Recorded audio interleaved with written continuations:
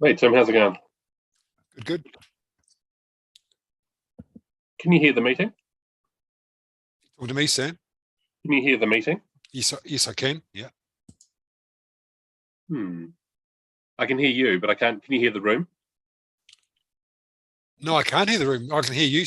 You're quite right. I can't hear the meeting. So I just got on. I thought you were in the meeting, but you're quite right. No.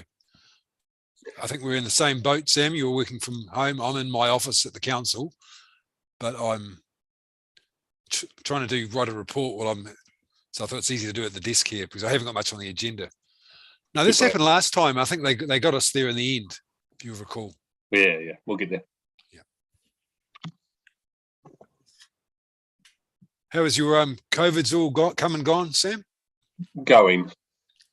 Okay, good. Yeah. Good. Oh, feeling great actually. Last week it was bad. About day 10 or something now, so I'll be out and about tomorrow. I've got a few things to do.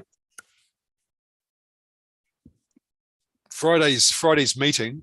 You've been briefed and playing a role, I understand, Sam. Has Malcolm and Sophie been briefed? Do I need to catch up with them at all? They haven't got a part to play, but I just thought maybe has anyone talked to them about it at all? Do you know? I'll give you a call about it. Okay.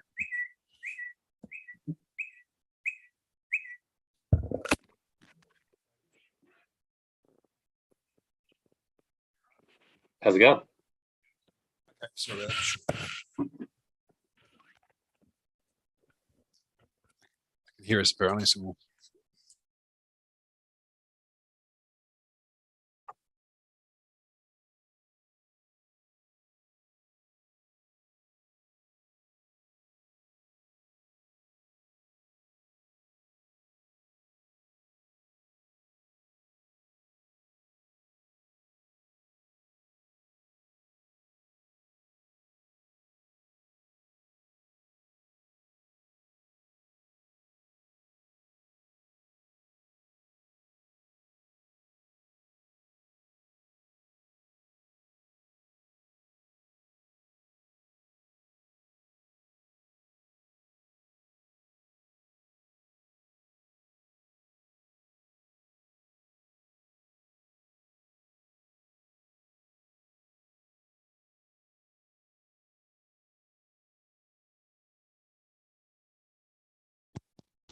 Please take your seats.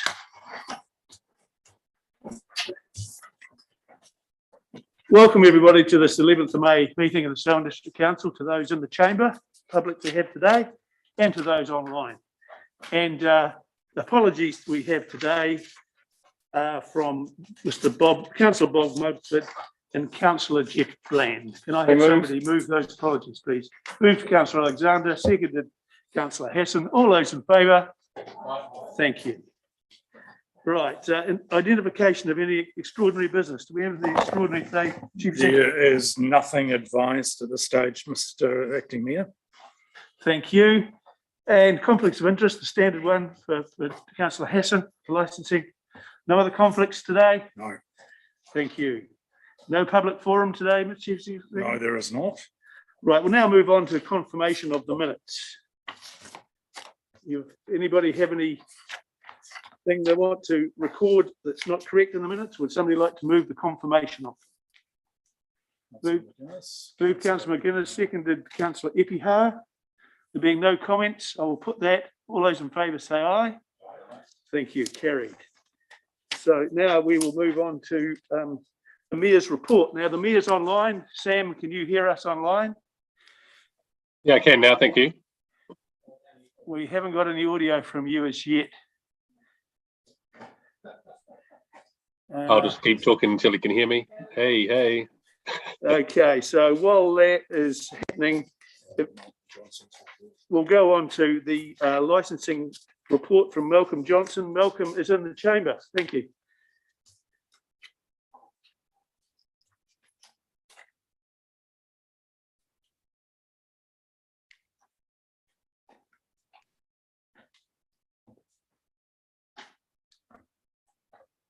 Good afternoon.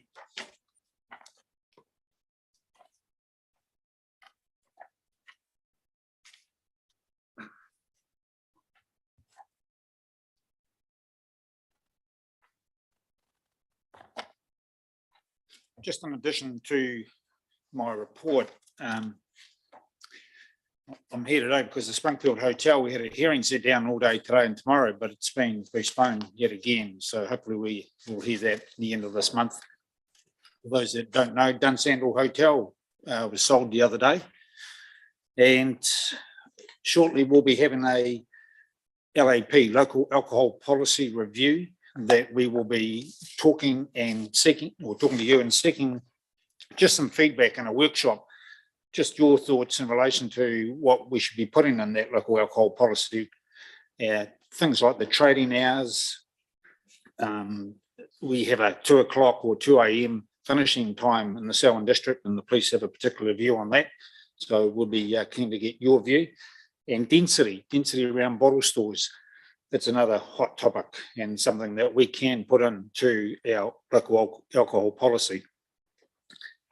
And lastly, we have just an application for another standalone bottle store for Rolleston. That has already attracted 42 objections. So it's a good indication of just what the general public in our community is saying about standalone bottle stores. Other than that, I'll take the report as read, and I'm happy to answer any questions. Thank you, Mr. Johnson. Is there any questions? Councillor Alexander. Yes, thank you. The application for a new bottle store in Rolleston, whereabouts is it proposed to be? Granite Drive. So it's in the Stonebrook neighbourhood centre. Stonebrook residential area. Thank you. Councillor Lemon, then Councillor Miller. Thanks, Malcolm. With the review of the alcohol policy, would you anticipate that we'll end up having a hearings panel appointed for that and hear submissions? Is that the process that we're seeking to get an outcome of? Well, the first part of that will be that we come up with collectively a draft policy. So once we talk to the District Licensing Committee, we've talked to the agencies, that's the Police and Medical Officer of Health. Then we will talk to yourself. We'll have a workshop with the councillors and the District Licensing Committee. And from there, we will formulate a draft policy, and that draft policy is put out for consultation. And that's when it gets interesting then. I figured that's what you're intending. I just wanted to clarify that. Thank you. Yeah.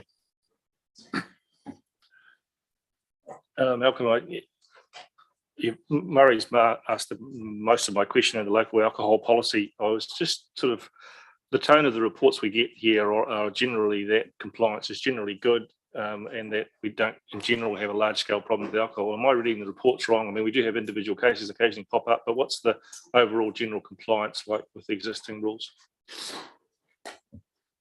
Look, with the exception of a few isolated cases, compliance in the Selwyn district is very, very good. But we still, from time to time, will have instances. I mean, you're dealing with alcohol, so if the thing's going to go wrong, it's when people drink too much alcohol. Do you care to elaborate on the 2 a.m? Is that a concern for you? Is it just too long? So you care to elaborate on the 2 a.m? Is that you're obviously thinking it's too long? Yeah, so I went to the meeting with the police, their crime meeting last Thursday, and I just raised with them about the local alcohol policy, and we talked about densities and trading hours. They have a particular view that none of our licensed premises, our taverns and hotels, are ever open until 2 a.m. They say it doesn't happen. And they question why we would want to have trading hours to that extent. They see 1 a.m., which is what, for example, Waimakariri district has a 1 a.m. closing time for the taverns and hotels. So they have a particular view on that. And it's something we want to explore a bit further and get your feedback on that as well. Thank you, Councillor Miller. No other comments? Yep. Councillor Ipina. Tēnā tātou katoa. Thank you very much, Malcolm, for your report. Just regarding the LAP density, does there currently exist a density requirement for bottle stores? Not in our local alcohol policy, not in Selwyn's. There are other districts that have in their local alcohol policy caps and density restrictions. And I'll raise that with you. When we have a workshop, I'll explain which councils, how they go about it. And you can have a think about whether that would be a fit for Selwyn. Thank you. That's answered my question. Thanks.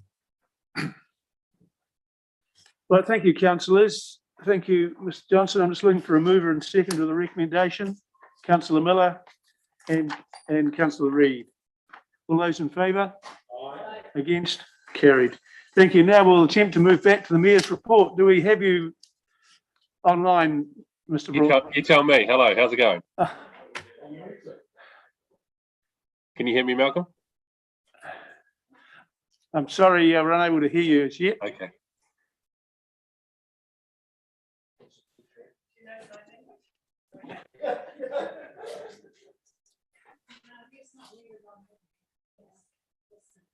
She's ringing you. Yo, yo, yo, yo, yo, yo, yo, yo.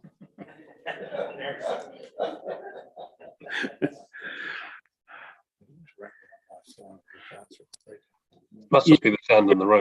We'll just ring him on the cell phone and see if we can get him that way. Mr. Ward, how's it going?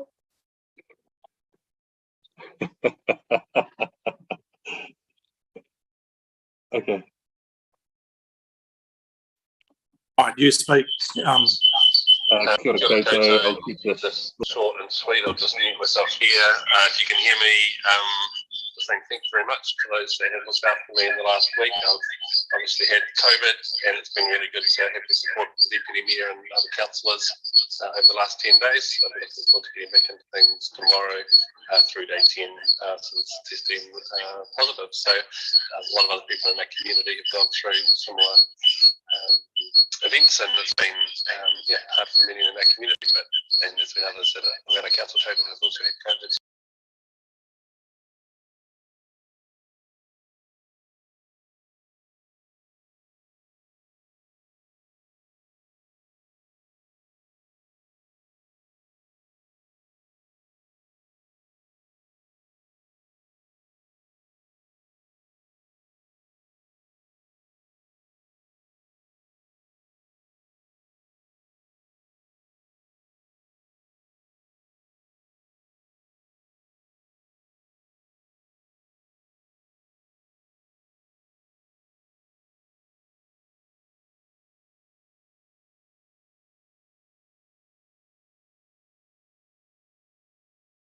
So I'd like to echo the comments the Mayor has made about Hayden Muir. Hayden came to the Rolton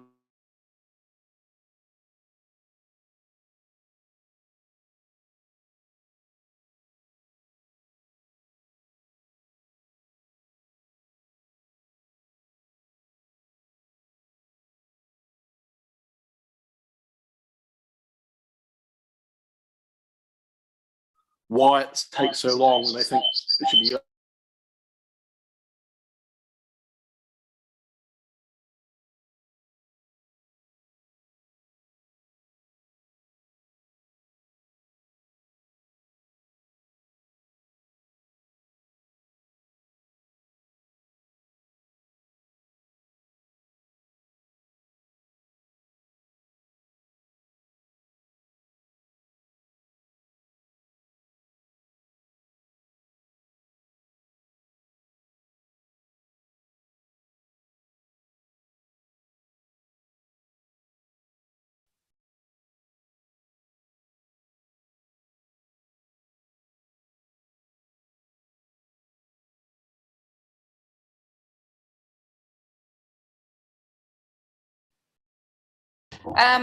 It was actually them coming up with a number of different scenarios and putting them to us as to what we thought.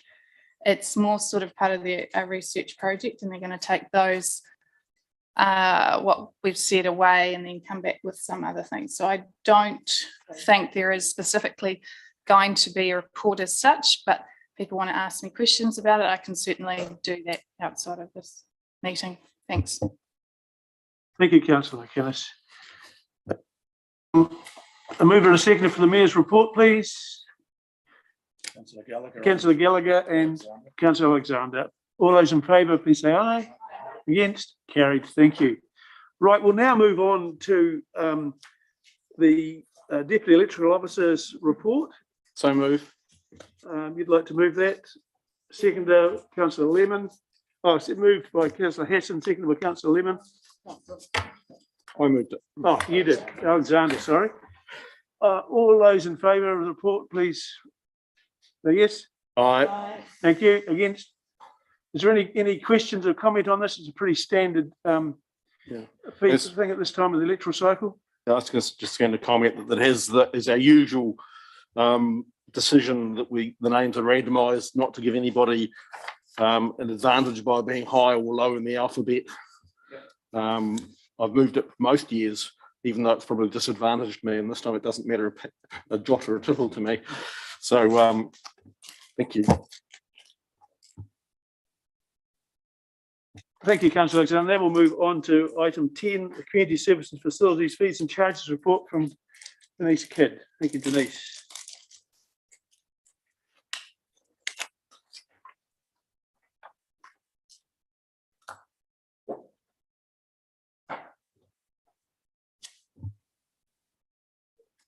Tēnā koutou katoa.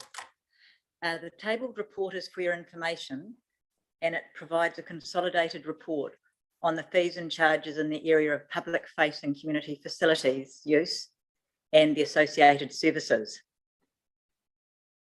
Council, through its long-term plan process, sets revenue targets through its revenue and financing policy.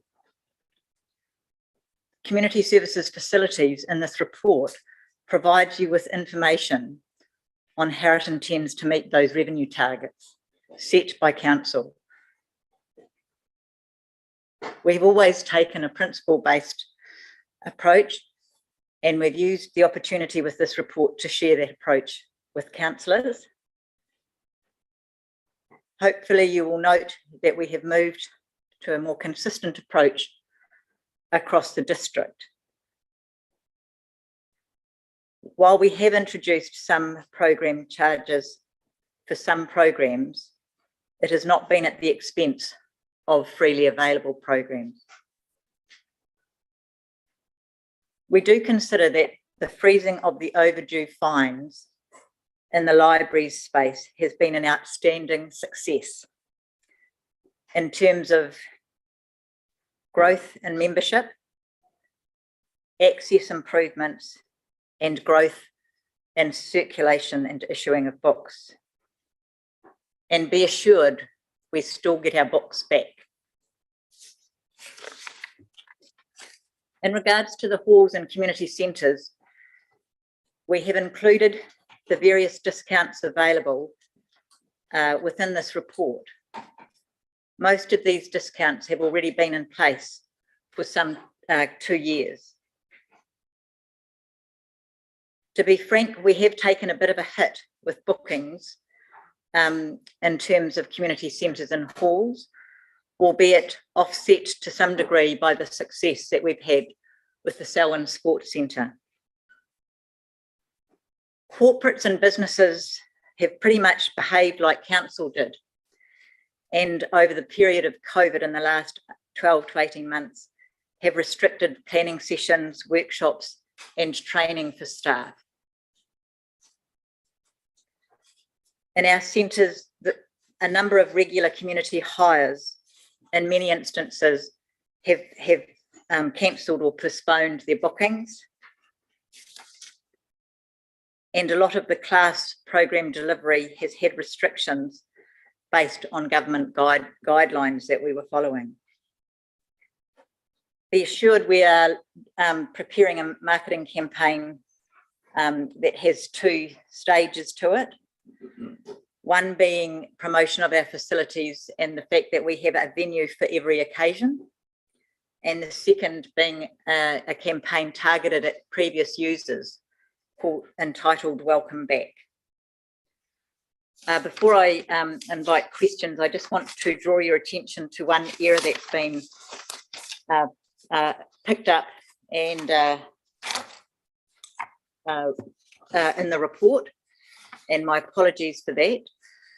I will send this through in terms of the minutes, but in the section where we have talked about in the swimming pools, gold card, community services, Hapai card holders, and the increase for 10 swims, it should in fact be $44.50, but in the report, it talks about $84.10. My apologies for that mistake. Can you just confirm the page number of that, please? I don't, I'll just take a few 29. moments. 29? Thank you, Councillor McInnes. Councillor Alexander. Thank you. We were talking on page 34 about official Selwyn residents groups discount to our community centres.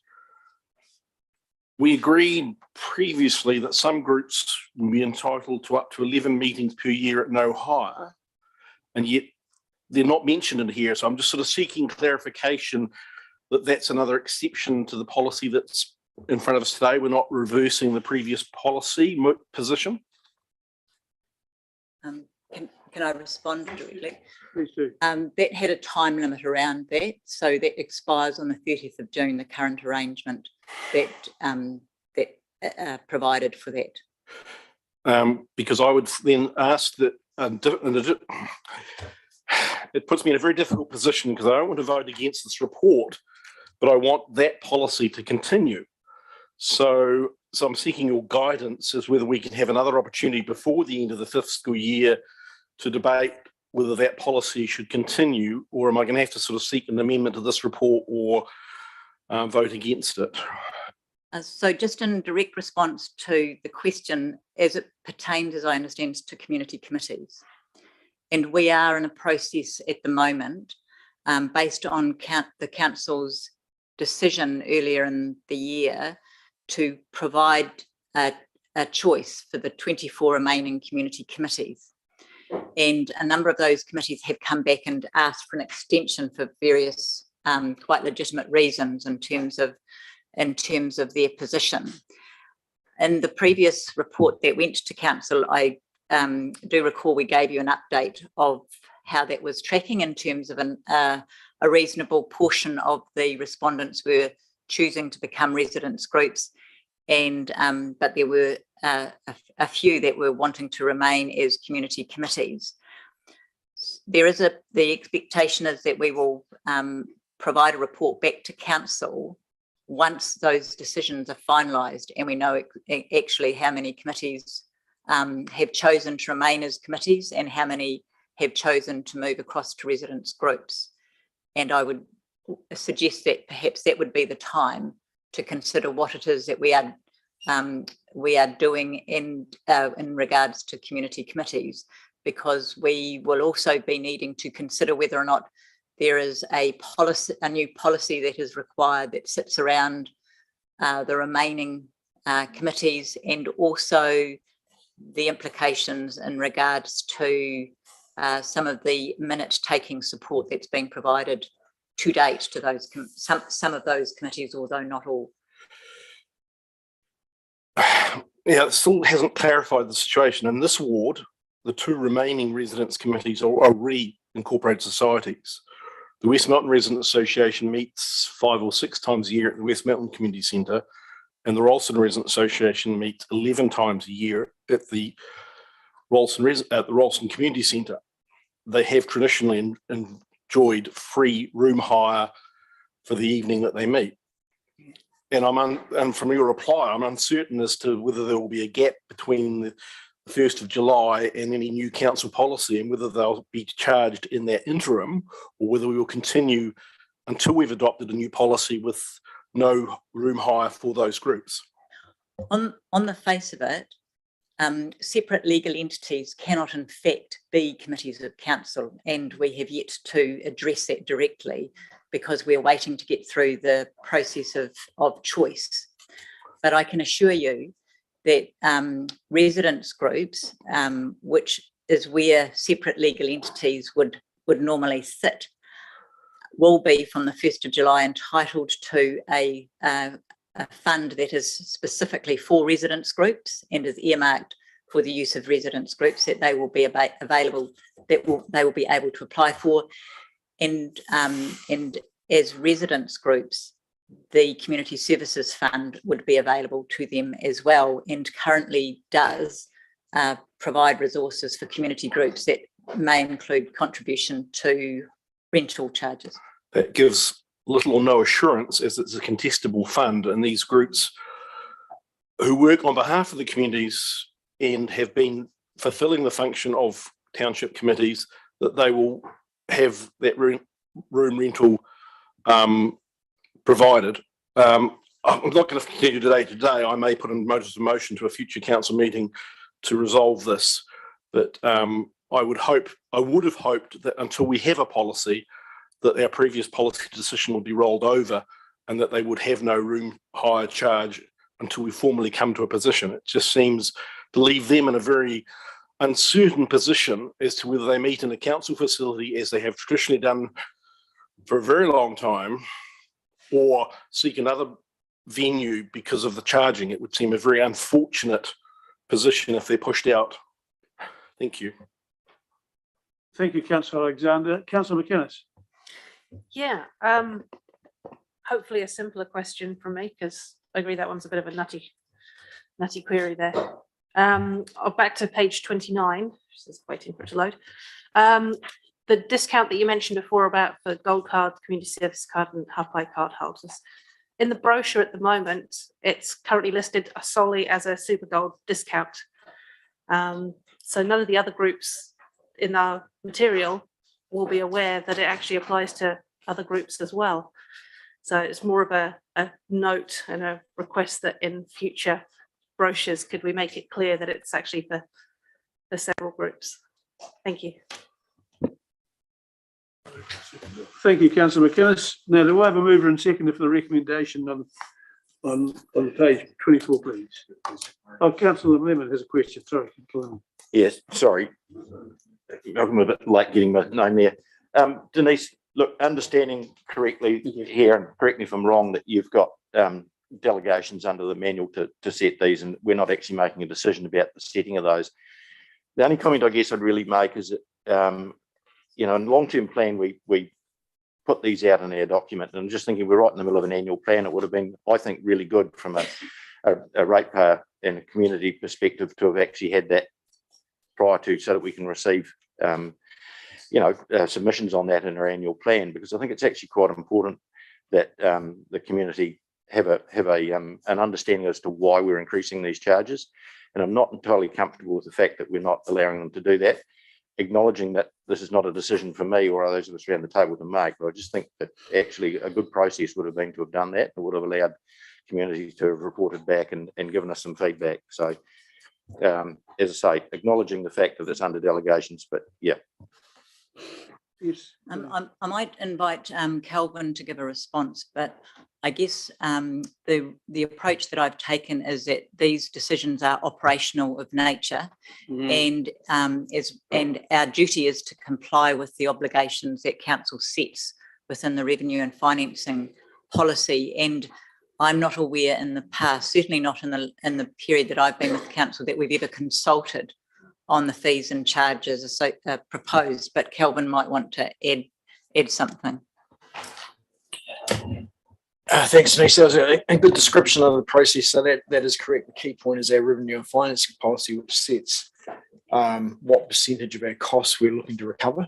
And as we all understand at the moment, costs are rapidly rising, and therefore a lift in these is needed. I think the marketing that will go out when we announce the fee changes will clearly articulate that, and I'm sure that we understanding that the fees still are relatively very affordable in context of other facilities that deliver similar services.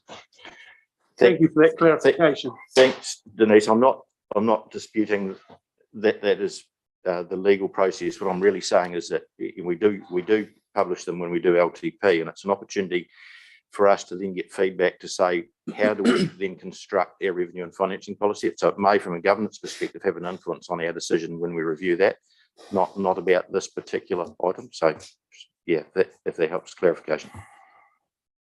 Thank you, Councillor Lemon. Councillor Epihart. Tēnā rā tātou katoa, ngā mihi mahana Denise, thank you very much for the report. And also welcome to the staff and our esteemed guests and public. Thank you very much for attending today. Just so I'm clear, the receiving of this report today, we're not accepting, or are we in agreement on the charges as if we're accepting this report for information, for clarity? I think Murray might have asked him to address that. It's okay. Yeah. So I just wanted to be careful about what I said, what I say moving forward, and not to delve into what is clearly an operational issue. But when you look at the report, it does make for quite, and Kelvin's already mentioned that the cost of living that's increasing, and at a 10% increase, it's above, the CPI sort of 7 or 6 point whatever 95% it is. So in terms of optics, it is quite hard to, I guess, from a constituent's perspective, stomach. And as Councillor Lemon has already pointed out, generally that comes back to the councillors. So take the point around consultation of local people and just informing them and being a part of the process. Just to clarify, the increases in costs are because in the report that it's been 4 years coming. There's been no change for 4 years. So there's a consistent, and I can accept that. The cost of operating the facilities due to the disruption that we've had plays a part on that, and also the increase of wages from minimum wage. That's correct? Okay, yep, thank you. I just wanted to clarify that. Thanks. Councillor Miller. I think it's important to remember here that the application of charges is an attempt to partially recoup some of the expense that we do incur. So holding the fees lower or not increasing them doesn't mean that our ratepayers don't pay. It just means that it gets paid for via the rates rather than the users. So I think we need to be careful that in the attempt to save users money, we're not foisting more debt onto our ratepayers. So I think while I hear what you're saying, I think a very small, modest increase on a regular basis around about inflation is the way to go. Yeah. Thank you, Councillor Miller. A point well made. Now, Councillor Alexander, you've already spoken once. Are you willing to move the resignation? I have some questions. There is no recommendation actually in this report at the moment. The question I have is, it's unclear from this report when the room charges, particularly for the community groups, take effect. There's no actual date in the report. The report mentions when the aquatic centre charges take effect from the 1st of February 2023. There is actually no date. While the response was that it's from the start of the financial year, the report does not actually state that. It states when there are various dates in it. It says the following community centre and hall charges will take effect from the 1st of February 2023, and that's on page 34. And if that was to be for the official Selwyn residents groups as well, then I might be a little happier with the report, but there is no actual date that the changes to charging the residents groups takes effect in this report. It says there will be a change. It does not actually say when that change in the report will take effect. There is a number of dates are used, in February 2023 is one that's commonly used, but I don't think that's what the intent of the report was. That needs to be clarified. Yeah, the intent was that these will take effect from 1st of February 2023. So my apologies that wasn't made clear in the report. So residents groups will have free hire through this calendar year. That's right. Thank you. Right, there being no further questions, can I have a remover that this report be received, please? Councillor Miller, Councillor Lemon. All those in favour, please say aye. Carried. Thank you. Moving on to the chlorination update report, Murray, England.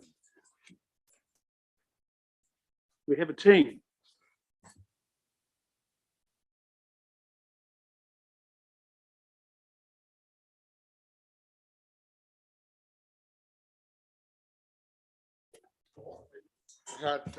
Floor is yours. Thank you. I've brought reinforcements with me today. We don't want to see you get watered down in any way. That's right. Don't need to worry about it. Good pun, like it. When's the elections? All right, so we'll largely take this report as being read. The contents of this report has been through council briefing paper, so we've already been through it once before. We will, however, provide a brief overview of the key influences which have led to the recommendations in this report. So the first one is the Water Services Act, which came into effect on the 15th of November 2021.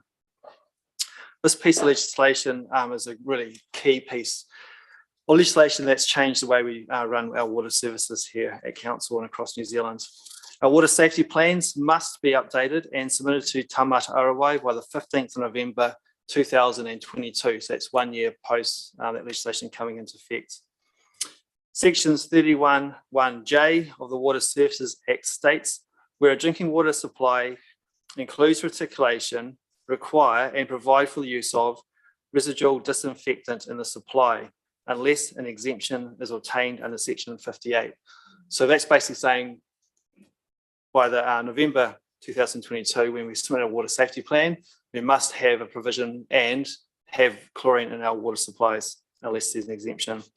Exemptions from chlorination must be sought from Taumata Arawai. It's fair to say that tolerance for risk is continuing to reduce. Two of our water supplies are having continued total coliform counts. And it's key to note that it's not E. coli, but it is an indication that things aren't the way they should be. Staff have commenced the updating of the risk management structure, which is one of the recommendations in this report. And to date, the highest risk schemes remain the highest risk. The lowest risk schemes remain the lowest risk. There is some slight movement in there at the moment, but that's as you'd expect as we've updated and upgraded a lot of our water treatment plants. And so the risk for some supplies have reduced a little bit, as an example. The schemes of Taitapu and Southbridge are recommended for chlorination based on actual observed water quality trends. Communities will be informed of the reasons for chlorination prior to chlorination commencing. So that's probably it as an overview of the report, and I'll pass back to you, Chair. Thank you. Thank you, Murray. So we are looking really at risk here, aren't we? We're looking at the risk of public harm from this water. So Correct. Now, Miller, I believe you have something you want to say. I am just for the notice of the committee or the council, I am proposing an amendment to this document. I just want to give some background to it, if you'll allow me the time. Specifically, one of the key issues you brought up, I just want to start with clarity. The question around require and provide for residual disinfection, to me, the wording of that says require and have the equipment in the pump shed. It doesn't actually say turn it on. Has that have been tested, that wording? Because it says to me require and provide for means you have the facility in place. It doesn't say turn it on. So I just want clarity around that, which was, we have that.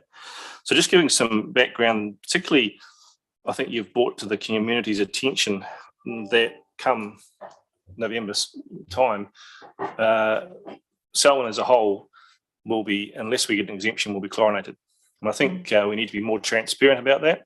We need to have it in the Selwyn Times. We need to be telling our community that Taumata Arawai has mandated this is the position. So there is some real transparency. I think this paper particularly has blindsided the communities of Taitapu and Southbridge, because the communities had absolutely no idea this was coming. No communication from the council, no drop leaflets, no Facebook page posts. So they had no opportunity to discuss which a service they regard as integral to their life in the community is suddenly changing without any notification. So a big black mark for us, for our communication skills, and I'd have to say it's very poorly done. Focusing on the particular scheme, which is in my ward, and I'll let Councillor Lemon or Epaha discuss Southbridge particularly. The issue around the Taitapu scheme has been identified by staff as being related to our tank reservoirs. They've been diligent in doing some upgrades and maintenance. So the community have asked me a number of questions, which I've inquired of the staff, particularly one, can the treatment be done at the tank farm to not have chlorine through the whole system? The answer is no, obviously, because the infrastructure is in the treatment plant. 2, could the tank farm be bypassed and just run a straight feed situation?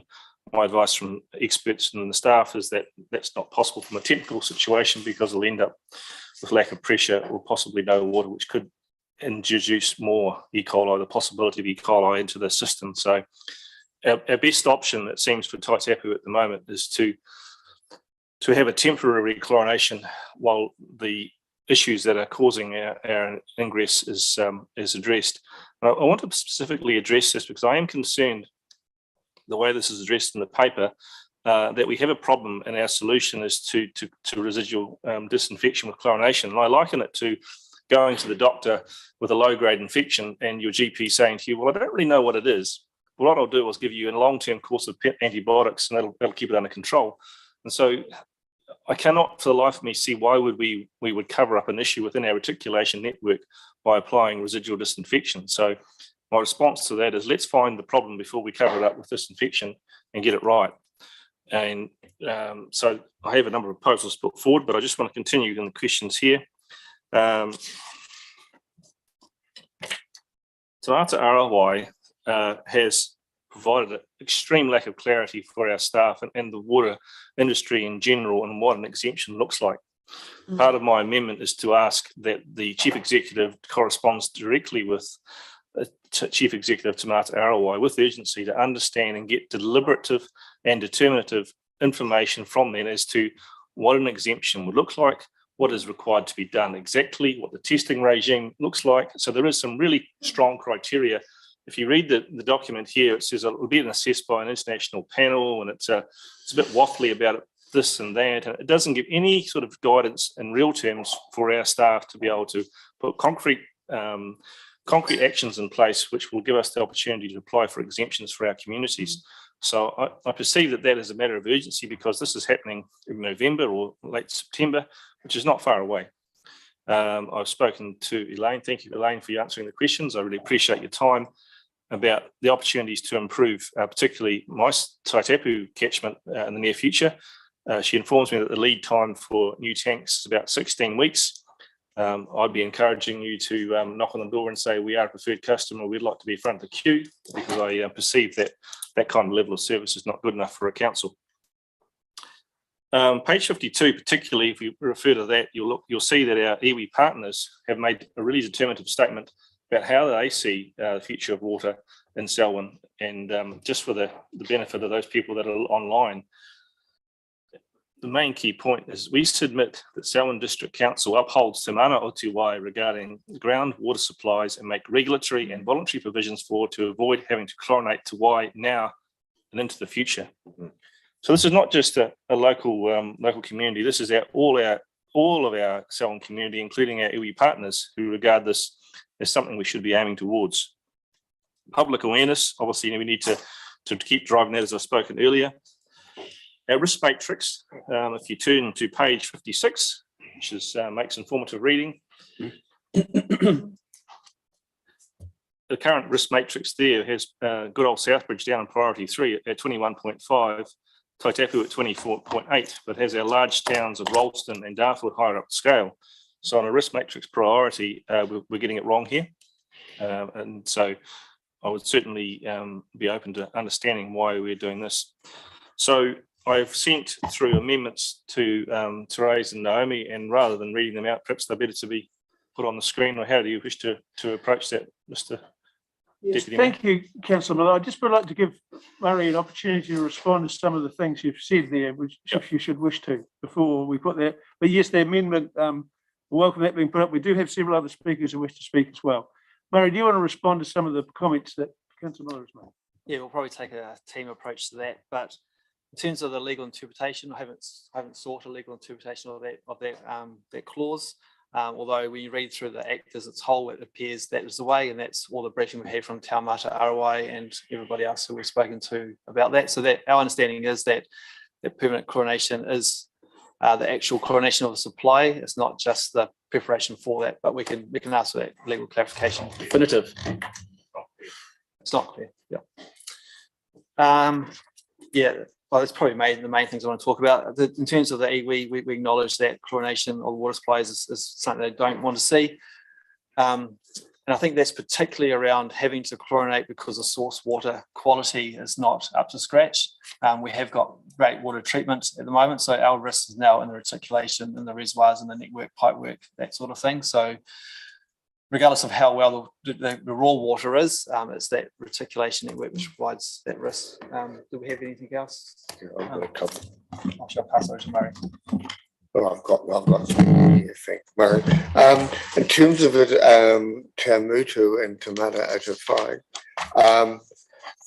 it's really interesting. I'm not sure how that can reconcile the Act and with the Te Mana Atawhai principles. It's a bit challenging nationwide because if 82% of all New Zealanders get chlorinated water, that's chlorinated for a reason around the risk base. So undoing that so everybody gets unchlorinated water would be a challenge. So that's still something to work through. It's a good point. And the other one was the question about interpretation of how Te Mana Atawhai will consider an application for exemption. And my understanding, Murray, is that you intend to apply for a couple of schemes by the end of this month, which will mean we'll get, if Te Mana Atawhai stick to their time frame, we'll get an early indication of the likelihood of success. But I think everybody's going through the same process of we're getting slightly different stories from the leadership at Te Mana Atawhai. This is what the staff are telling us. So we still believe it'll be a challenging process to get exemption, but we will try and we will do what we can in terms of making those applications starting the end of this month, and that will give us a good guide. The other issue is we do have to have, and this has been clarified at the meeting, we do have to have chlorination equipment installed and available and ready to use at a moment's notice, because we did clarify whether that meant in a week or a day. It was actually at a moment's notice by that date in November. The equipment has to be there to be able to turn it on. So that's the work that's underway at the moment, and making sure at least we have the provision for chlorination without actually undertaking chlorination. So just in terms of our application for exemption, looking at the Appendix B that Councillor Grant Miller mentioned before, Edendale at the bottom of the list is now joined West Mountain, so that's now has the same risk category as West Mountain. So it's the top 5, or the bottom 5, you should say, we'll be looking at first, and probably Rakai Huts is one that we're preparing at the moment. There's actually quite a lot of work to do with these because the government's changed the way we write our water safety plans and our source water risk management plans. So there's a whole lot of updating we have to do. And that water safety plan forms a big basis of our application for exemption. So it's fair to say with 27 water suppliers, there's a lot of work to get done over the next little while, which I'm sure you appreciate. Yeah. Thank you, Murray. The waters are indeed cloudy. Now, we have Councillor Hassan, then Councillor Eberhard, and Councillor Lemon.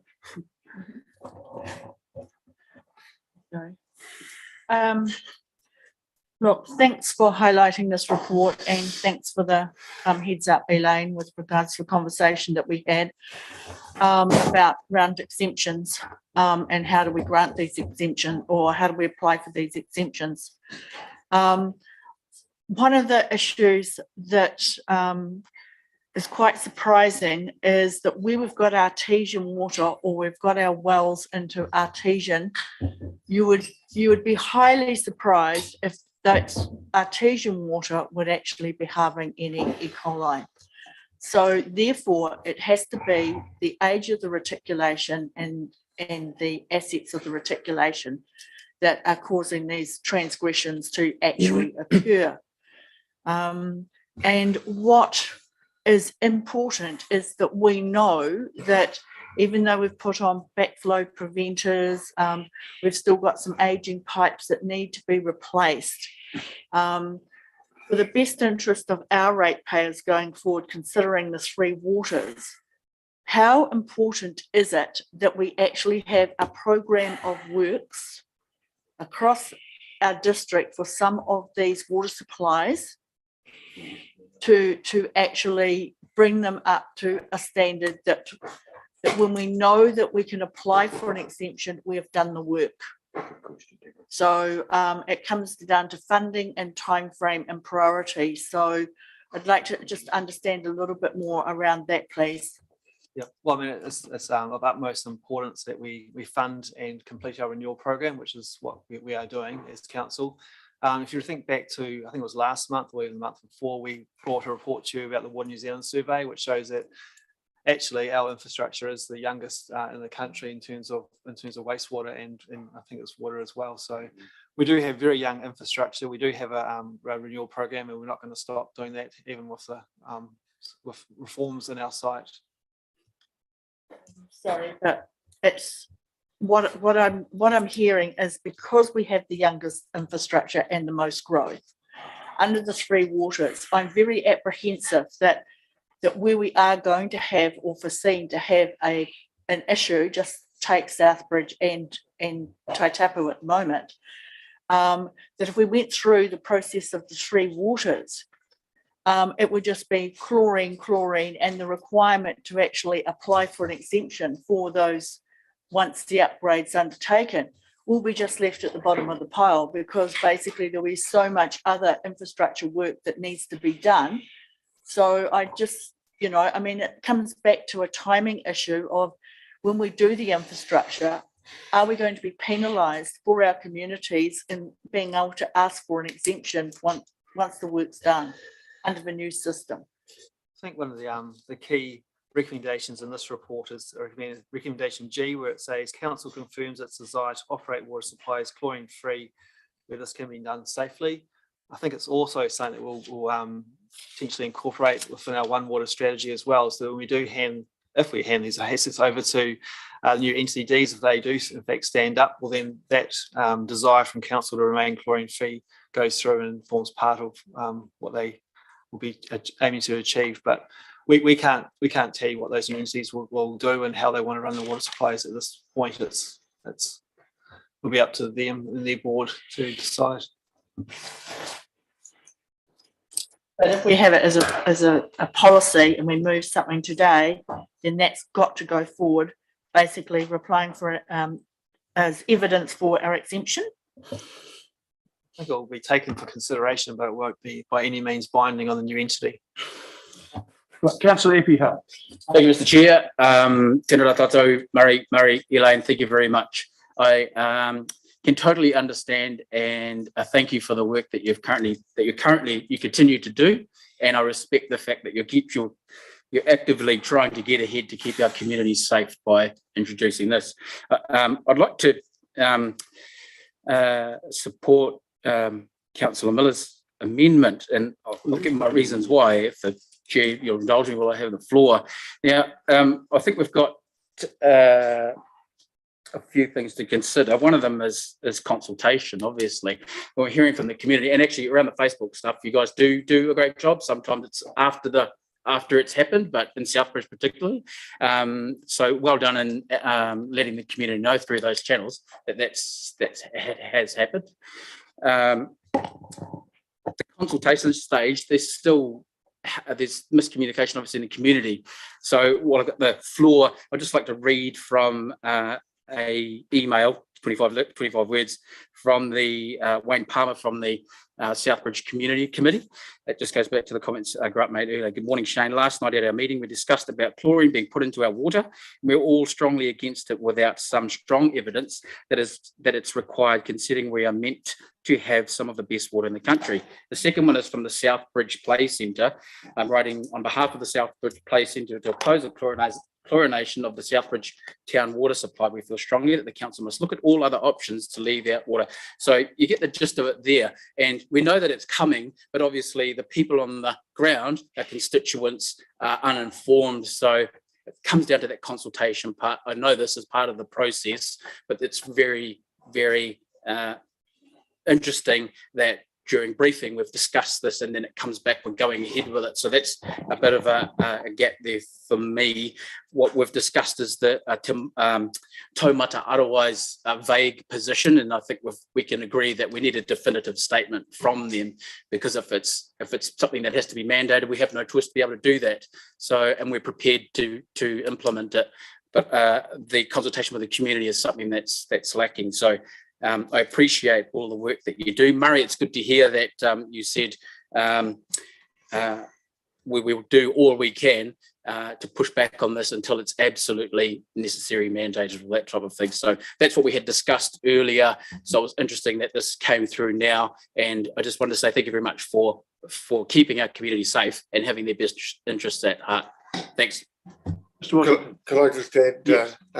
Mr. Chair, you touched on a very good point. In the past, we would have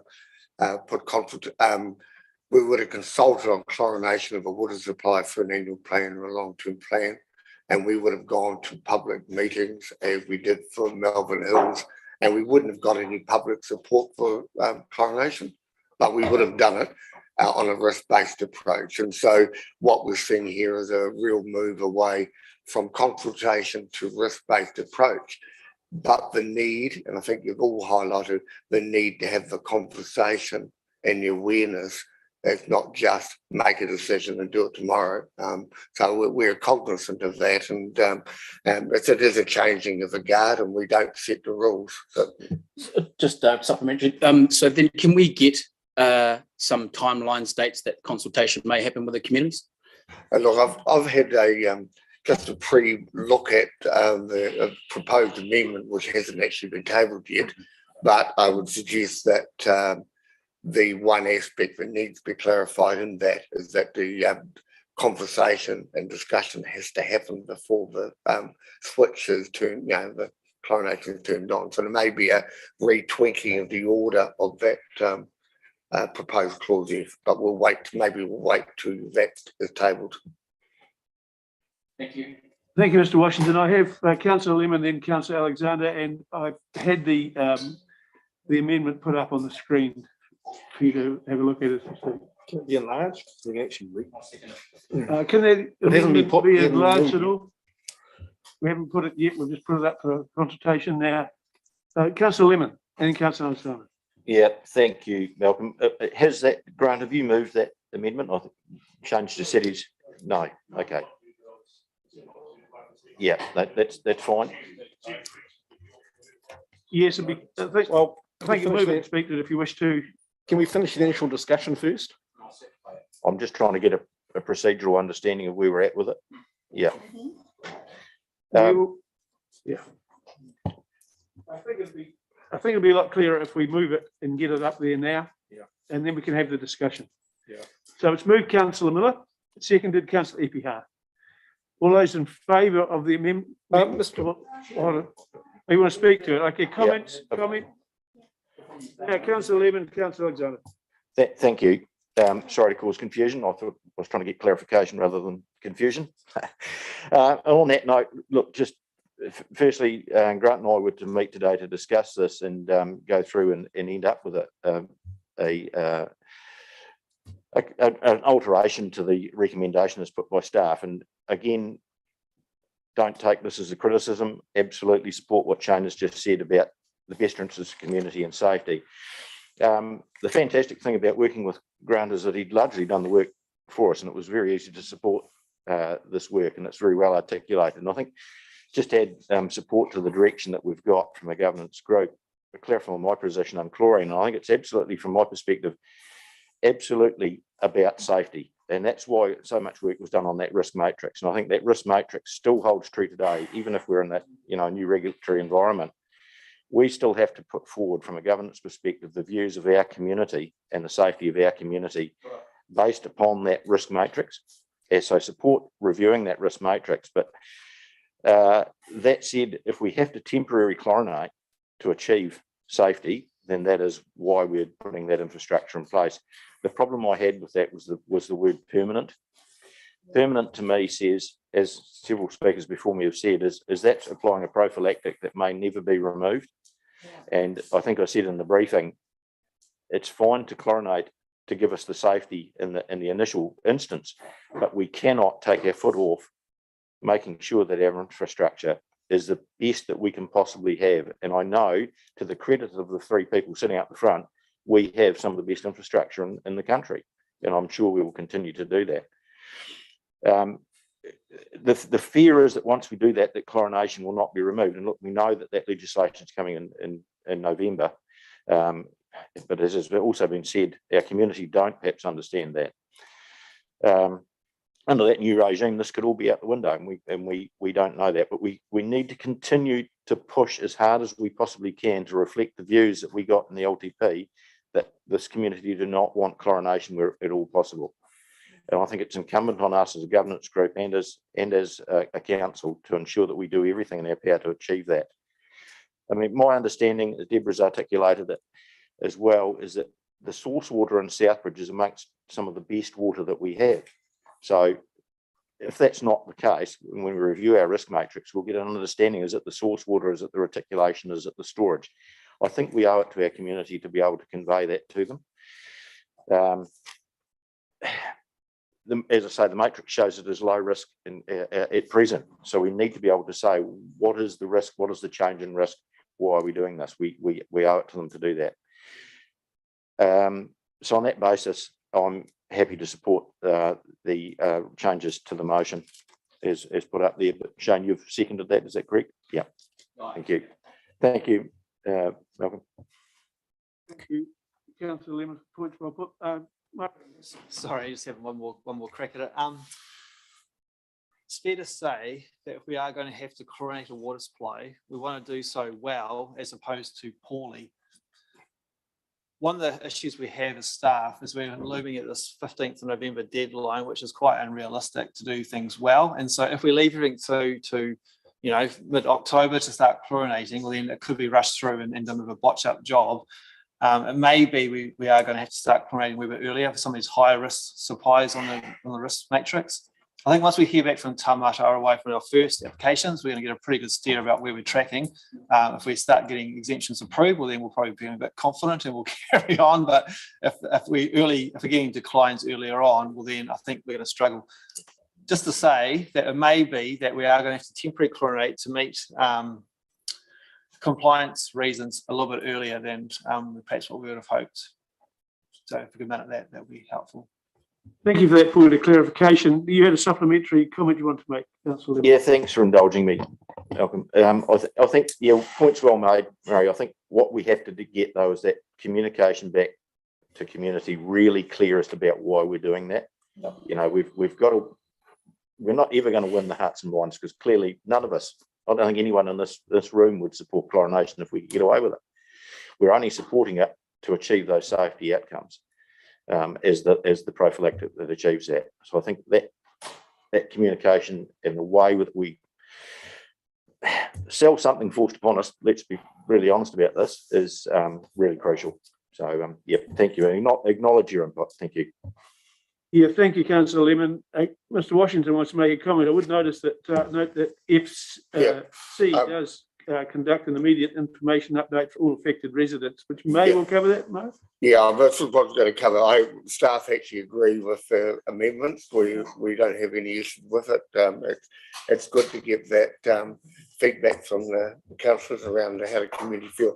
This is a minor point, and I was looking at new clauses F and wondered whether C should become A, that the actual immediate information update happens before every other step. I mean, we're going to chlorinate, but we really need to make sure that the step is that we tell people before we do everything else. Would the mover and seconder be happy with that? Doesn't matter what order it's in, immediate means immediate, doesn't it? So I think there's a real body of work for the comms team to do ASAP. Happy to move it around if it's just wordsmithing, but yeah, if you want to move today, it's fine.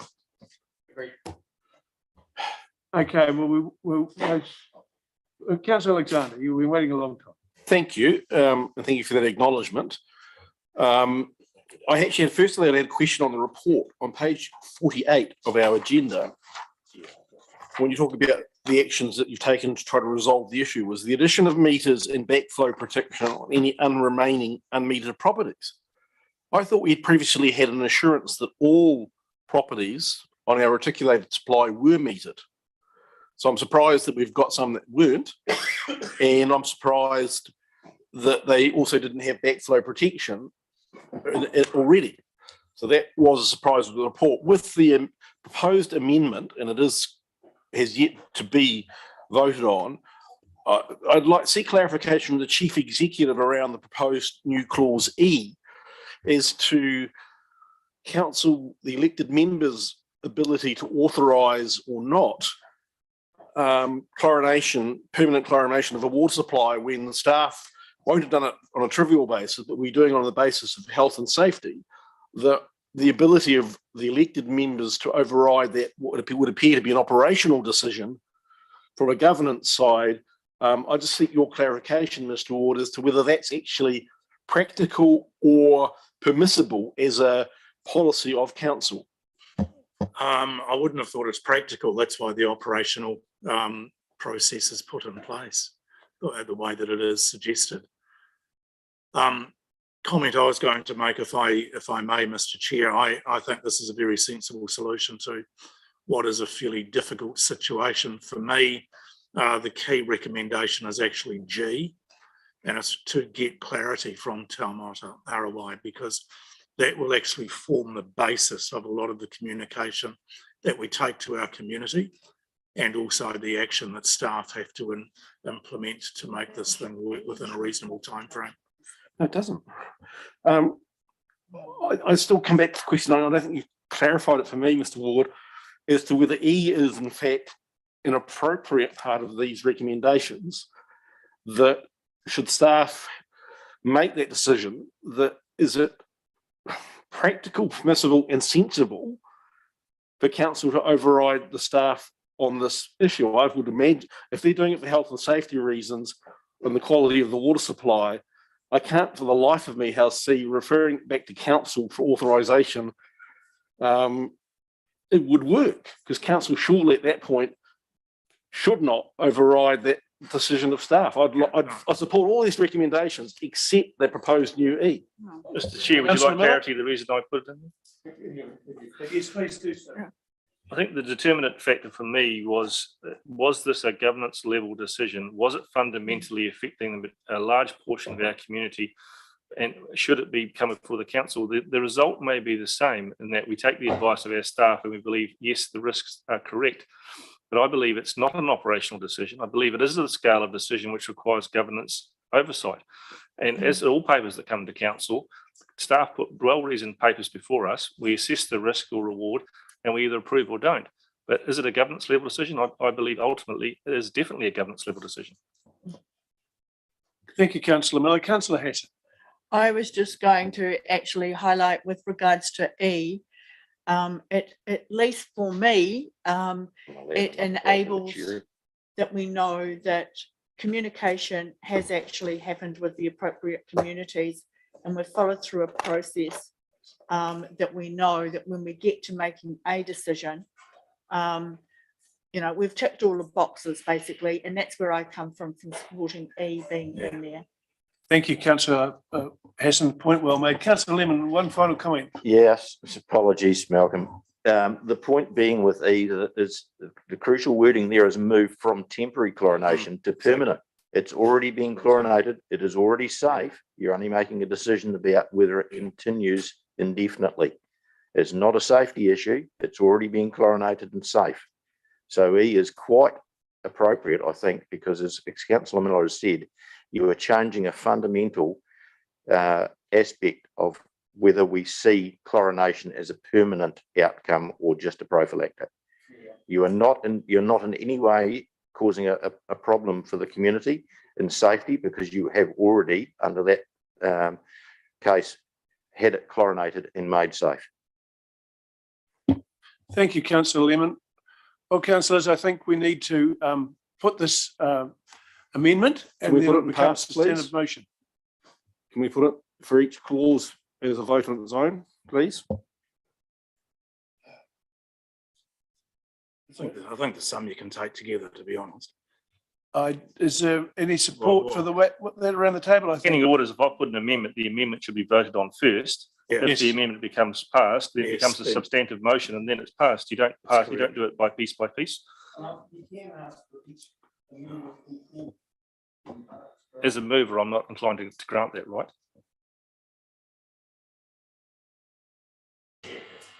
Can I suggest that we take A through D and block?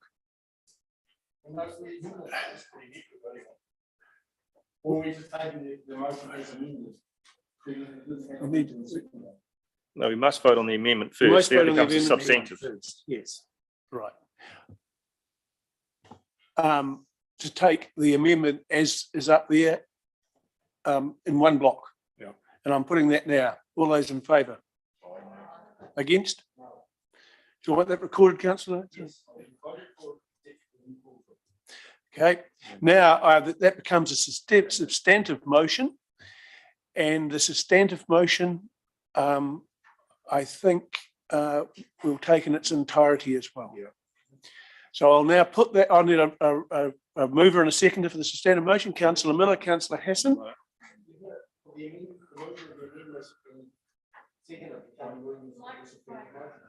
I'm chairing this meeting, thank you. And I will put that recommendation. All those in favour? Against? Thank you. Right, an elegant solution to a problem. Just Right. a final comment, Mr. Chair, before I do, just there was a point brought up by Mr. Washington, which I thought was helpful for the Chief Executive's letter to Tamara Arawai. It would be helpful to perhaps also include in the letter the question as to how he proposes to address Tamara Otawai's statements as part of the regulatory regime, because clearly there could be a Tamara Otawai statement to come from our iwi partners on this. Yeah, totally agree. Yeah, totally agree. Thank you very much, Councillor Miller. We're now going on to the Five Waters report, which follows. Once again, you're in the hot seat, mate. No, that's fine. So we'll take our report as being read and happy to answer any questions. Do we have any questions of the report writer? Moved Councillor Alexander be received, seconded Councillor Lemon. All those in favour, please say aye. It's received. Thank you very much. And now we will move on to the register of signed and sealed documents. We have a mover for the register of signed and sealed documents, please. Councillor Gallagher and Ca- Miller. Councillor Gallagher and Miller. All those in favour, please say aye. Against? Carried. Thank you. Now we will move the resolution to exclude the public, moved by Councillor Reid, seconded by Councillor Epihar. All those in favour, please say aye. Aye. Thank you. Now we'll move on to the confirmation of the public. 5 minutes. Oh, 5 minutes we do too. Sorry about that. I'm just To allow people to disengage. disengage. Short break. Yeah, short break. How would 10 minutes go till 1:30? Oh, that's the wrong clock.